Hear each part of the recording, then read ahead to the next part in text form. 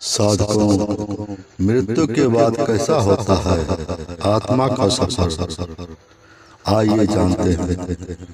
साधकों, इस दुनिया में कुछ ऐसे ज्ञानियों योगियों ने जन्म लिया है जिन्होंने अपने जीवन काल में ही इस महत्वपूर्ण गुत्थी को सुलझाया है। ऐसे आत्मज्ञानी महापुरुष समाधि के उच्च स्तर पर पहुंचकर समय के बंधन से मुक्त होकर कालातीत हो जाते हैं।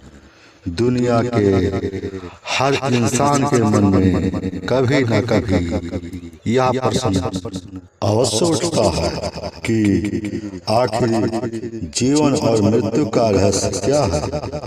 तब भी मन में मृत्यु का ख्याल आता है या किसी शव यात्रा को गुजरते हुए देखते हैं तो रोमांचित हो जाते हैं। आखिर यह मृत्यु क्या है? मरने के बाद मृत्यु के विषय में दुनिया भर में अलग अलग की बातें और मान्यताएं प्रचलित हैं। इस कालातीत अवस्था में पहुंचकर वे यह आसानी से जान जाते हैं कि मृत्यु से पहले जीवन क्या था और मृत्यु के बाद की जीवन की गति क्या होती है। ऐसे ही पहुंचे हुए सिद्ध योगियों का स्पष्ट कहना है कि काल की तरह जीवन भी असीम और अनंत है। जीवन का न तो कभी प्रारंभ होता है और न ही कभी अंत। लोग जिसे मृत्यु कहते हैं वह मात्र उस शरीर का अंत है जो प्रकृति के 5 तत्वों पृथ्वी, जल, वायु, अग्नि और आकाश से मिलकर बना था।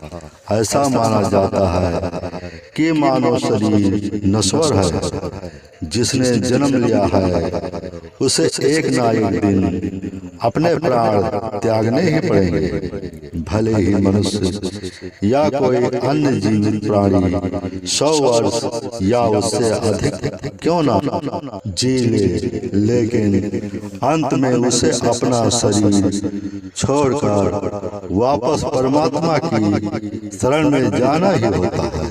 यद्यपि इस सच से हम सभी लोग भली भांति परिचित हैं, लेकिन मृत्यु के पश्चात जब शव को अंतिम विदाई दे दी जाती है तो ऐसे में आत्मा का क्या होता है, यह बात अभी तक कोई नहीं समझ पाया है।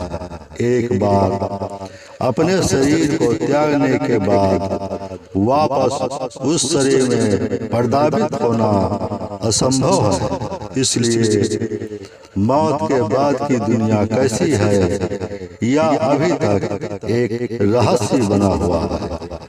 गरुड़ पुराण जो मरने के पश्चात आत्मा के साथ होने वाले व्यवहार की व्याख्या करता है, उसके अनुसार जब आत्मा शरीर छोड़ती है तो उसे 2 यमदूत लेने आते हैं।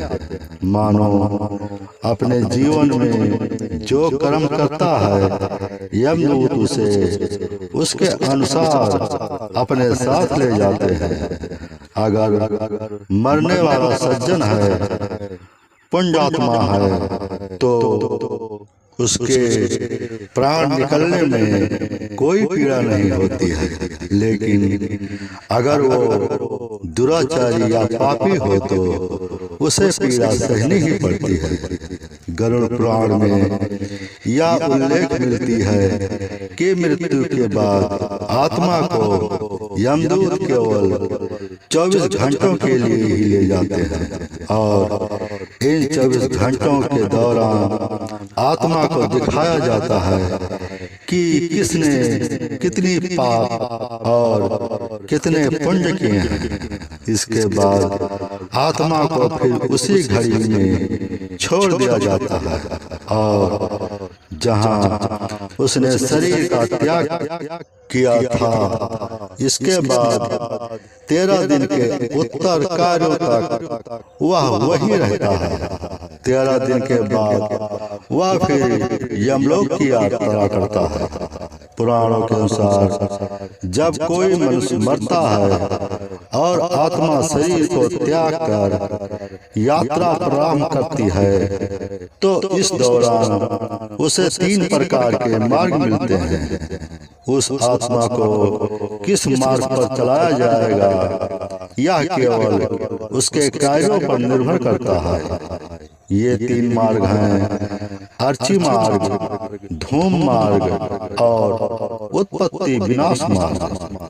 अर्ची मार्ग ब्रह्मलोक और देवलोक की यात्रा के लिए होता है, वहीं धूम मार्ग पितृलोक की यात्रा पर ले जाता है और उत्पत्ति विनाश मार्ग नरक की यात्रा के लिए है। तो साधकों, आज के लिए बस इतना ही। अगर हमारी वीडियो अच्छी लगी हो तो सब्सक्राइब जरूर कर लेना। बाकी अगले वीडियो में अगले टॉपिक के साथ फिर मिलेंगे। तब तक के लिए हर हर महादेव। ओम नमः शिवाय।